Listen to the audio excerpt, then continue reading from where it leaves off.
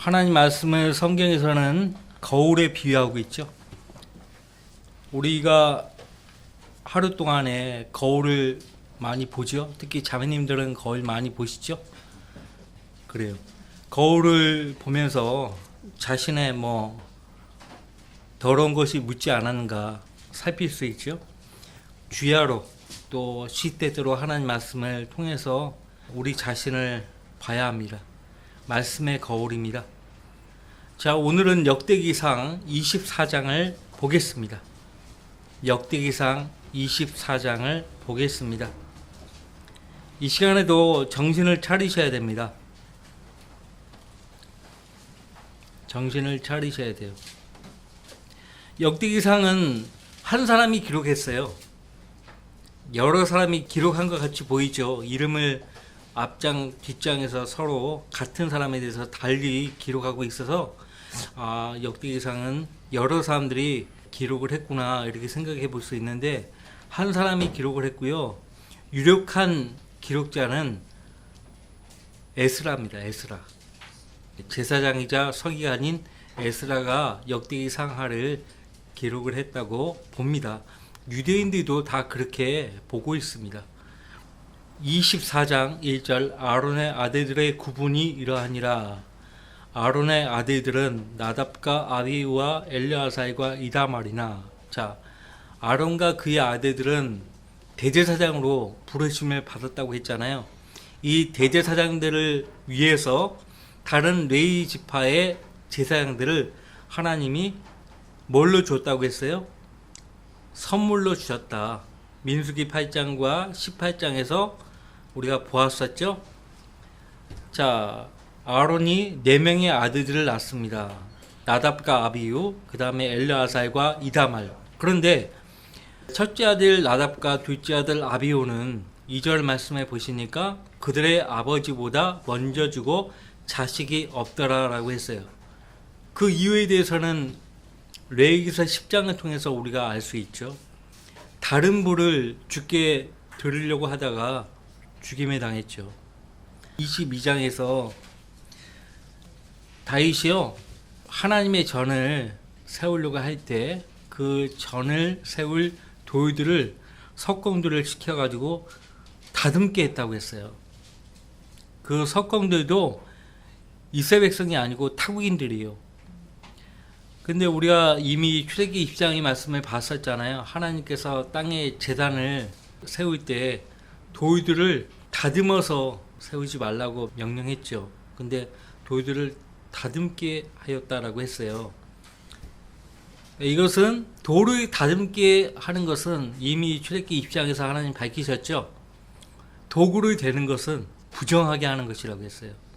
다시 말하면 하나님을 위해서 하는 모든 일에 어떤 인간적인 인간의 어떤 노력이 첨가되면 안 된다는 것이죠. 첨가되면 안 된다는 것이에요. 지금 나답과 아비우도 불을 꺼뜨린 거예요. 대제사장이 반드시 지켜야 될 부분은 성소에 있는 불을 꺼뜨리게 해서는 안 돼요. 근데 이 두 사람은 하나님의 사역에 집중하지 않은 거예요. 주님께 바칠 제물도 멸시했고 하나님도 멸시한 거예요. 사무엘상에 나오죠. 엘리의 두 아들들과 똑같아요. 어쩜 그렇게 똑같을 수가 없어요. 그때 그 엘리도 대제사장이에요. 자, 나답과 아비우는 주께 다른 불을 드리다가 죽임을 당했어요. 그래서 자식을 낳지 못하고 죽었습니다. 아버지보다 먼저 죽은 거예요. 아버지보다 먼저 죽으면 어떻게 되죠? 호레자식이라고 하죠. 호레자식. 왜 먼저 죽었어요? 죄를 보면서 먼저 죽은 거예요. 물론 부모님보다 먼저 죽은 자식들이 다 호레자식이라고 하는 거 아니에요. 지금 나답과 아비우의 경우를 말을 하는 것입니다. 그러므로 엘르아살과 이다말이 제사장의 직분을 수행하였더라. 세 번째, 네 번째 아들이 제사장의 직분을 수행했습니다.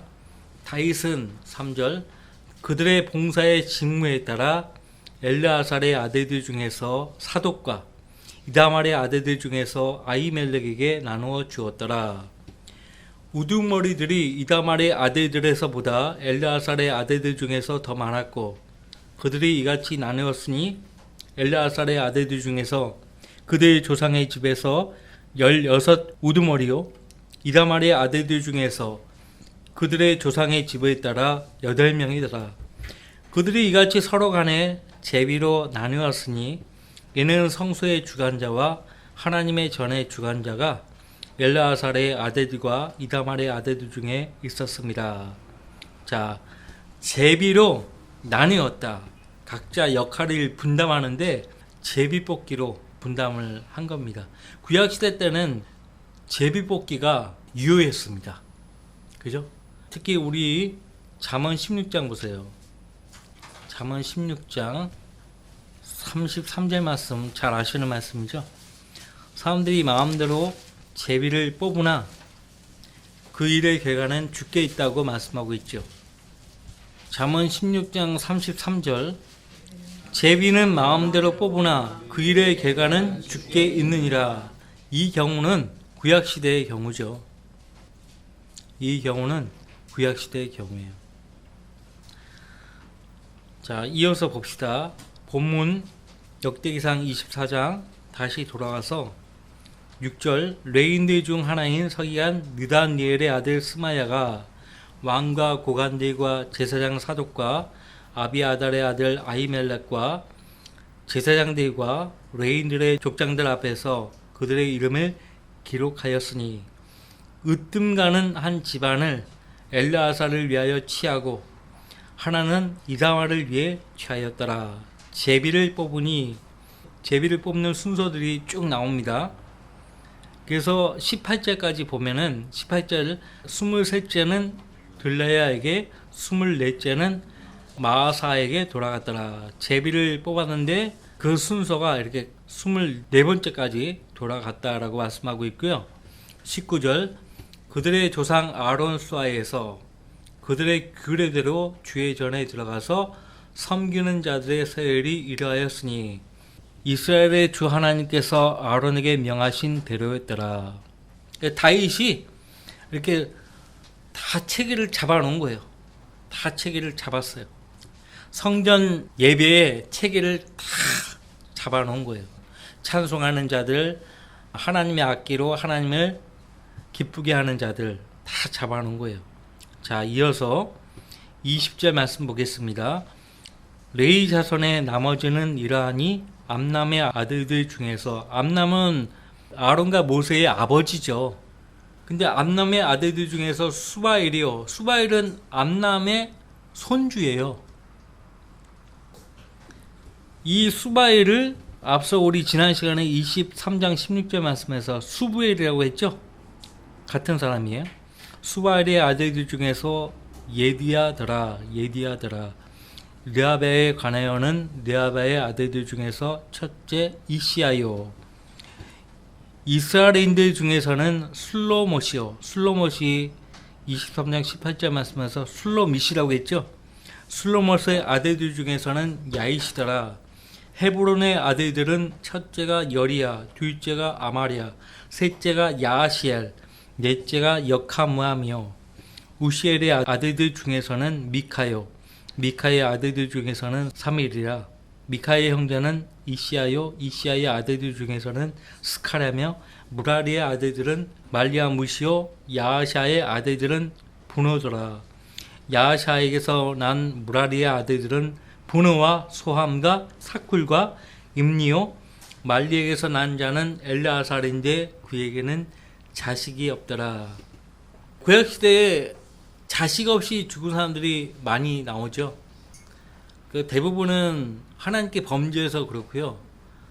자식 없이 죽었다고 또 무조건 범죄했기 때문에 자식 없이 죽었다라고 못 박을 수는 없어요. 근데 대체적으로는 문제가 있는 거죠. 영적인 문제가 있는 거예요. 하나님과 그 사이에 문제가 있는 거예요. 29절 키스에 관하여는 키스의 아들은 여라무엘이요. 또 무시의 아들들은 말리와 에델과 여리못이니 여리못이 우리가 지난 시간에 23장 23절 말씀에서 여레못이라고 했어요. 이들은 그들의 조상의 집에 따른 레인들의 아들들이더라. 이들도 다이담과 사독과 아히멜렉과 제사장들과 레인들의 족장들의 면전에서 그들의 형제 아론의 자손들을 마주하고 그림을 그려보세요. 마주하고 제비를 뽑았으니 즉 으뜸되는 조상들이 그들의 손 아래 형제들을 마주하고 뽑았더라. 마주하고 뽑았어요. 마주하고 뽑았다는 얘기는 비밀리에 하지 않았다는 거죠. 다 같이 있는 상태에서 서로 마주하고 제비를 뽑았다.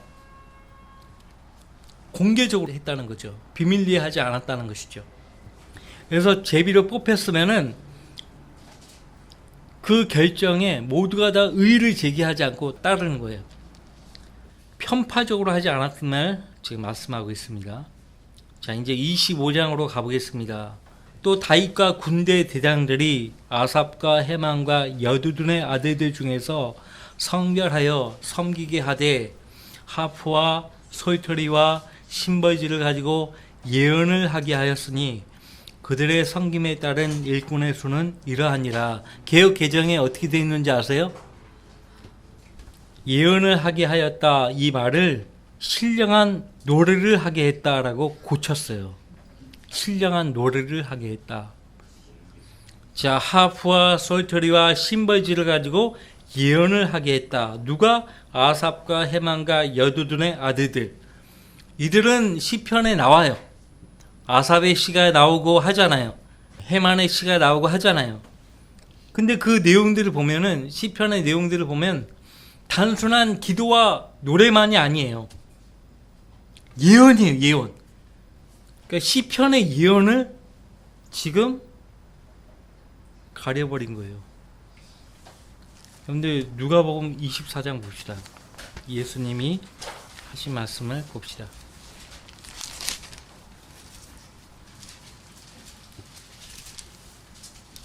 예수님의 부활에 대해서 의심하고 있는 사람들에게 주님 뭐라고 말씀하셨는가 보세요. 24장 44절 45절 같이 읽습니다.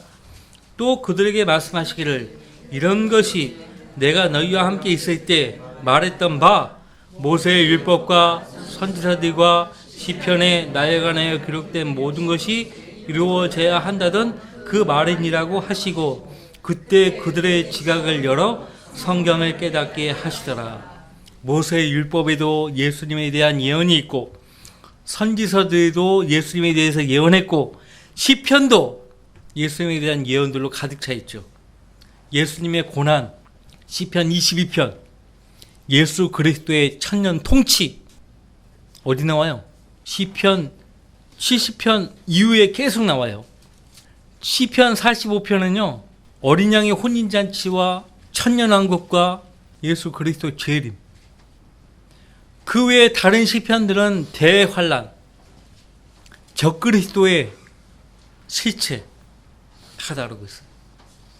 시편의 그 노래와 시가요, 이것은 단순한 노래와 시가 아니고 예언이다라는 것을 우리에게 알려주기 위해서요. 셀라 셀라 셀라라고 하나님 힌트를 우리에게 주신 거예요. 보통 성경 해석자들은 셀라를 그냥 시의 후렴구, 노래의 후렴구로만 그렇게 우리가 아멘 할 때 그런 거 정도로만 취급해요. 아닙니다. 셀라 셀라. 그 셀라에 또 셀라 페트라가 연관이 있죠.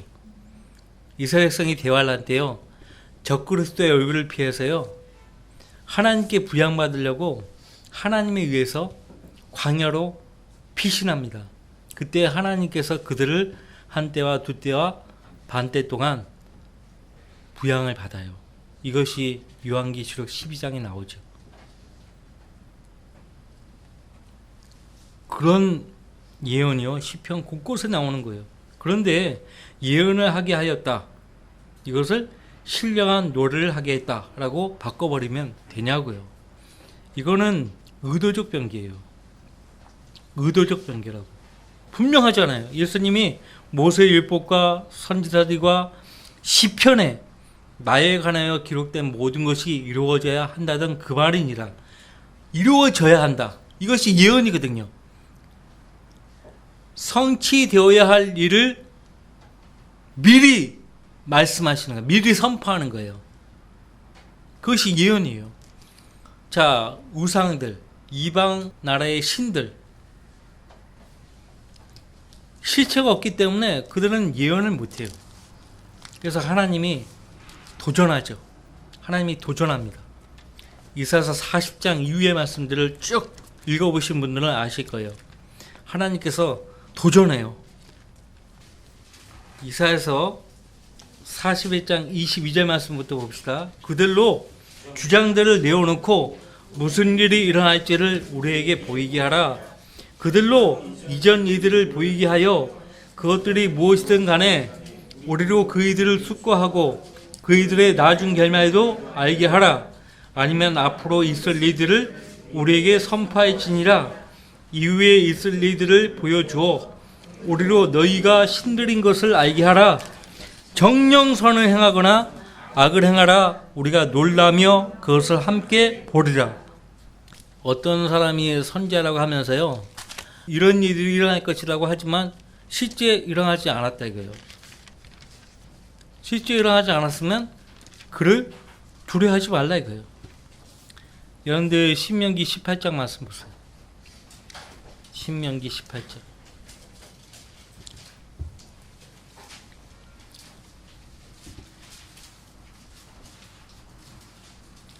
신명기 18장 18절 말씀부터. 내가 그들의 형제들 가운데서 너와 같은 한 선자를 그들에게 일으켜서 내 말들을 그의 입에 들이라. 그리하면 그는 내가 그에게 명령할 모든 것을 그들에게 말하리라. 그가 내 이름으로 말할 내 말들에 경청하지 않는 자는 누구라도 내가 그에게 그것을 요구하리라. 그러나 그 선지자가 내게 그에게 말하라고 명령하지 아니한 것을 내 이름으로 감히 말하거나 다른 신들의 이름으로 말한다면 그 선지자는 반드시 죽일지니라 하셨느니라. 마음에 드는 죽어야 돼요. 이 말씀에 따르면. 그렇죠? 그런데 혹시 내가 내 마음에 말하기를 그 말을 주께서 말씀하신 것인지 우리가 어떻게 알리오? 하리라. 어떤 선지자가 주의 이름으로 말하는데 그런 일이 일어나지도 않고 성취되지도 않았으면 그것은 주께서 말씀하신 것이 아니라 그 선지자가 주제넘게 말한 것이니 너는 그를 무서워 말지니라. 그러니까 하나님께서 하신 말씀은 반드시 성취된다는 거예요. 반드시 그 일은 일어나는 거예요. 반드시. 그분이 다시 오시겠다고 말씀하셨으면 믿는 거예요. 믿는 것이에요. 그분을, 예수님을 주로 영접한 성도들은 성령이 그 성도에게 내주하여 있기 때문에 다시 오실 주님의 약속을 확고하게 붙잡고 살 수 있어요. 자, 예수님이 시편에 나에 관하여 기록된 모든 것이 이루어져야 한다던 그 말이니라 라고 했는데 시편의 예언들을 감춰버린 거예요. 사악한 거죠. 아주 사악한 거예요. 2절, 역대기상 25장 2절. 아삽의 아들들 중에서는 사쿨과 요셉과 느다냐와 아사렐 나요. 아삽의 아들들은 아삽의 수하에서 왕의 명에 따라 예언을 하였으며. 누가 명령했어요? 다윗 왕이.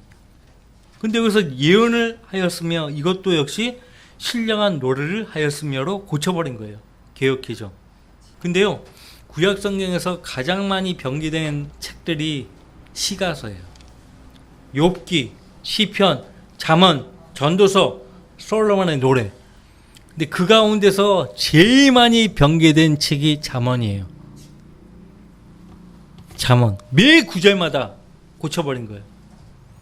여러분이 시간이 나면요, 개역 개정하고 우리 한국 김영성경 잠언하고 1장 1절부터 비교를 해보세요. 많이 달라요. 엄청 달라요. 왜? 지혜와 명철을 가리우는 거예요. 얻지 못하게 방해하는 거죠. 이어서 제일 많이 변개된 시가서가요, 시편입니다. 시편. 그러니까 성경 변개의 실체를 알면 마귀의 실체를 인정할 수밖에 없어요. 마귀의 실체를 인정할 수밖에 없어요. 그러니까 성경 변개에 대해서 부인하면 그 사람은 마귀의 하수인이에요. 영적 전쟁은요, 곧 성경 전쟁입니다. 3절 여두둔에게서는 여두둔의 아들들 그달랴와 스리와 여사야와 하사랴와 마티다 여섯이니 그들이 그들의 아버지 여두둔의 수하에서 하프를 가지고 예언하고, 지금 예언이 몇 번 나와요? 1절, 2절, 3절 내내 나오죠. 예언하고 주께 감사하며 찬양하더라. 그러니까 1절, 2절, 3절 계속 고치는 거예요. 신령한 노래를 고쳐버리는 거예요. 계속. 앞에서 거짓말을 하면 계속 거짓말을 하게 돼 있어요. 5절 말씀 보세요. 역대기상 25장 5절 이들은 모두 하나님의 말씀을 받드는 왕의 선견자인 헤만의 아들들로 뿔라파를 들어 올리는 자들이라. 하나님께서 헤만에게 14아들과 3딸을 주셨더라. 하나님께서 헤만에게 14아들과 3딸을 주셨더라. 하나님이요 태를 여시는 분이시고요, 자녀들을 열매로 주시는 분이에요. 자, 이를테면 시편 127편 보세요. 제가 성경을 많이 찾는 까닭은 여러분들 졸음을 쫓기 위함이에요. 127편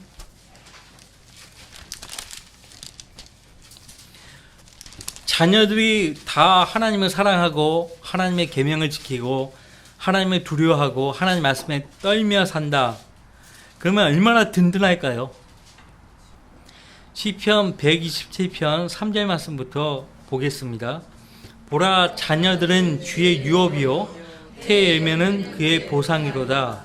화사들이 용사의 손 안에 있는 것 같이 젊은이의 자녀들도 그와 같도다. 화살통에 화살을 가득 채운 사람은 행복하나니 그들이 부끄러워하지 아니하고 성문에서 원수들과 말하려다. 자녀들이 많은 사람은요 마치 화살통에 화살이 가득 찬 사람과 같다는 거예요. 자녀들은 주의 유업이다 이거예요. 그리고 태의 열매는 그의 보상이로다. 확실하게 태를 열고 닫는 권세는 하나님께 있습니다. 하나님이 원하시면 자녀들을 주시고 원치 않으시면 안 주시는 거예요. 지금도 마찬가지. 남자고 여자고 하나님의 반역한 적이 있으면요, 그것 때문에 하나님이 그들에게 자식을 안 주는 거예요. 근데 그걸 몰라요. 당사자들이 그걸 몰라요. 자, 역대기상 25장 다시 와서요, 하나님이 자녀들을 주신다 이거예요. 현재 여러분 자녀들도 하나님이 주신 거예요. 인정하십니까? 하나님 주신 거예요. 그러니까 귀히 여겨야죠.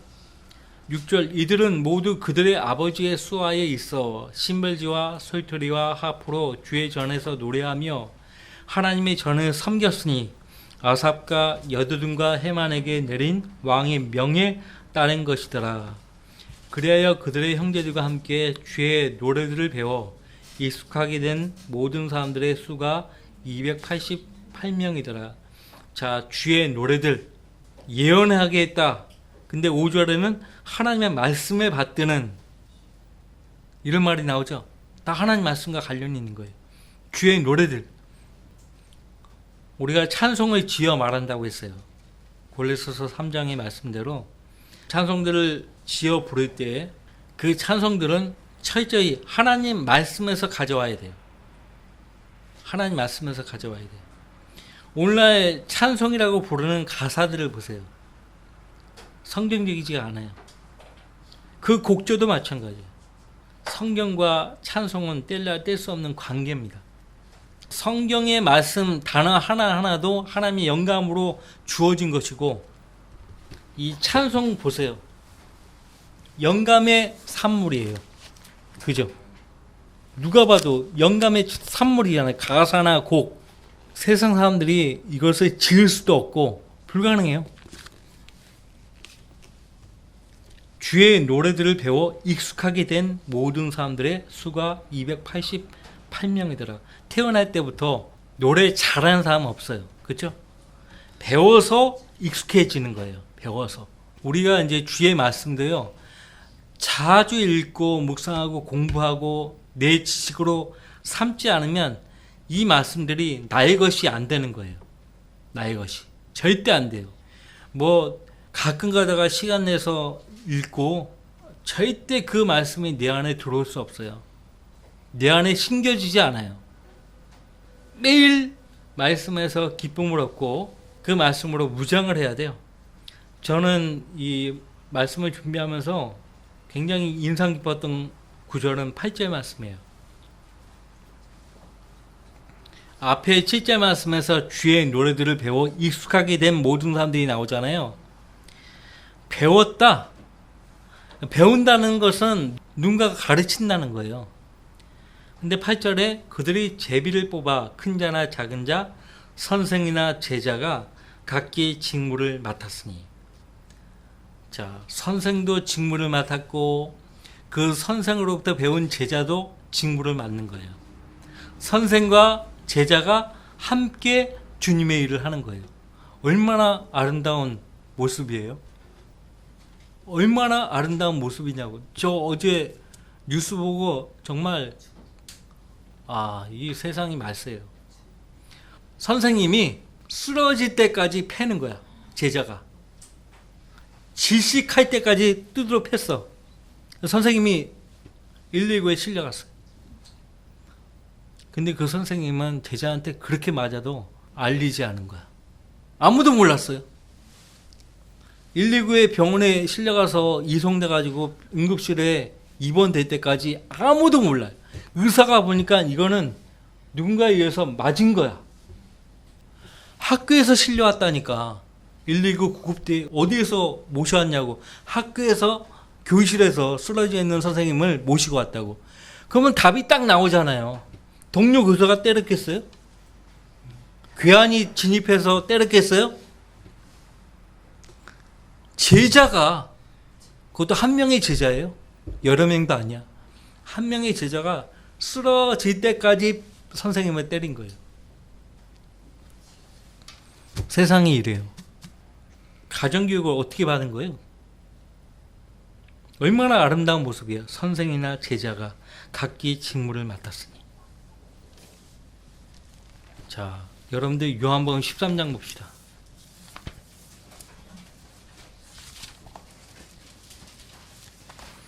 제 아들은 예수님을 주라고 불렀어요. 영어 성경에는 어떨 때는 메스터라고 되어 있거든요. 메스터. 메스터를 선생님이라고도 부르거든요. 자, 요한복음 13장에 보시면은 예수님께서 제 아들의 발을 씻기시죠. 13절 말씀부터. 너희는 나를 선생이라 또 주라 부르니 너희 말이 옳도다.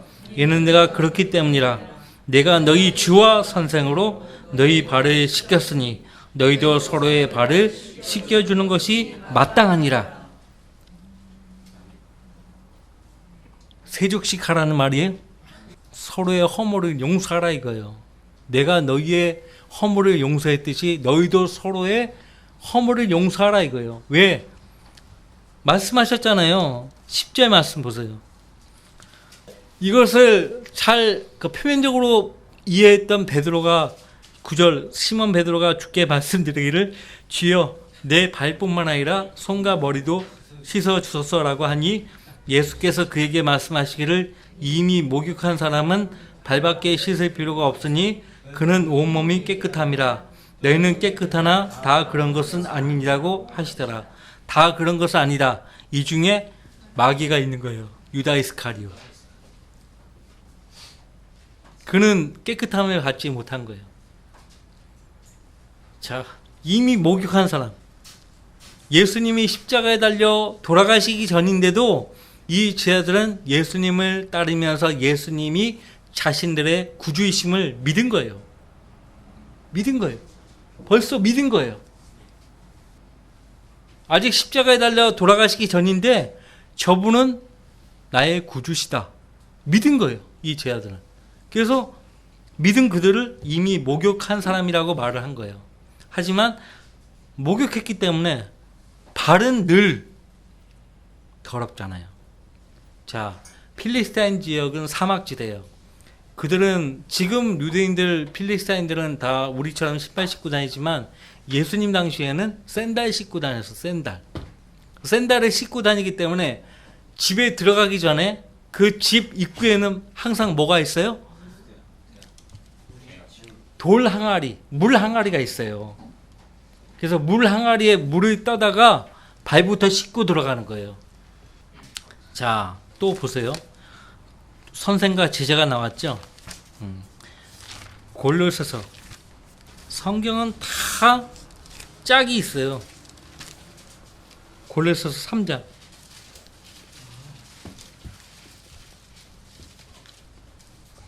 13절. 만일 어떤 사람이 누구에게 불평이 있으면 서로 용납하고 서로 용서하기를 마치 그리스도께서 너희를 용서하신 것 같이 너희도 그리하라. 이 모든 것 위에 사랑을 더하라. 이것이 온전함의 띠니라. 자, 16절. 그리스도의 말씀이 모든 지혜로 너희 안에 풍성히 거하게 하되 시와 찬송과 영적인 노래로 서로 가르치고 권면하며 너희 마음속에서 은혜로 주께 노래하고 서로 가르치고 권면하라 이거예요. 누구는 선생이고 누구는 제자고 이런 게 없어요. 그리스도의 몸 안에서는 서로 가르치는 거야. 서로 가르치고 서로 가르친다는 말은 서로 배운다는 말이죠. 그죠? 서로 배운다는 거예요. 그러니까 학생들이 배우려는 마음 자세가 없이 학교 다니니까 선생님을 선생님으로 보지 않는 거예요. 자, 선생이나 제자가 각기 직무를 맡았으니 얼마나 아름다워요. 그죠? 그러니까 예수님도 하나님의 명령 그대로 순종했다면 제자들인 우리 역시 하나님 명령 그대로 순종해야 마땅하지 않겠습니까? 우리 주님이 그렇게 하셨듯이 바울 사도가 내가 그리스도를 따르는 것처럼 너희는 나를 따라오라. 나를 따른 자가 되라. 자, 기도합시다.